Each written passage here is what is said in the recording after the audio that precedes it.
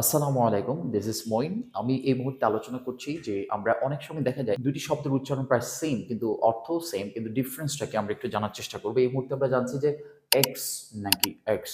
আসলে এই ২ টা দ্বারা আসলে কি বোঝানোর চেষ্টা করছি? দেখো এক্স হচ্ছে কোরাল, এটা হচ্ছে একটা ব্রিটিশ ওয়ার্ড। ব্রিটিশ কি এক্স বলা হয়। আর এক্স মানে কোরাল, এটা হচ্ছে আমেরিকানরা ব্যবহার করেন। তাহলে আমাদের যেটা বুঝলাম যে কিছু শব্দ ব্রিটিশরা একরকম ব্যবহার করেন, আমেরিকানরা একরকম ব্যবহার করেন। সাউন্ড প্রায় সেম, অর্থ প্রায় সেম। আমরা একটু দেখার চেষ্টা করি, এটাই আমরা কুড়াল বলে থাকি। অনেকে হয়তো কুড়াল নাও বুঝতে পারেন কোনটাকে বোঝানো হচ্ছে। আমরা একটু এক্সাম্পল দেখার চেষ্টা করব। খেয়াল করুন, এক্সাম্পলের মাধ্যমে he used an axe to cut the tree.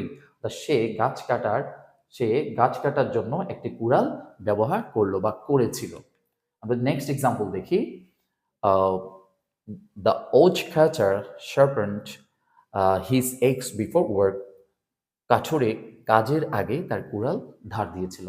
অর্থাৎ আমরা বুঝতে পারলাম যে কিছু শব্দের উচ্চারণ সেম, বানানটা একটু ভিন্ন। বাট ব্রিটিশরা একরকম ব্যবহার করেন এবং আমেরিকানরা একরকম ব্যবহার করেন। সো এই ধরনের প্রচুর ভিডিও আসবে ইনশাল্লাহ। আমার একটা বই লেখা হচ্ছে এই শব্দগুলোর উপরে ব্যাখ্যা বিশ্লেষণ করে। আশা করি এই ধরনের ভিডিওগুলো দেখতে থাকলে আপনাদের অনেক বেশি ভোকাবুলারি ডেভেলপমেন্ট হবে। সো আপনারা আমাদের ফেসবুক পেজ এবং ইউটিউব চ্যানেলের সাথে সবসময় থাকবেন।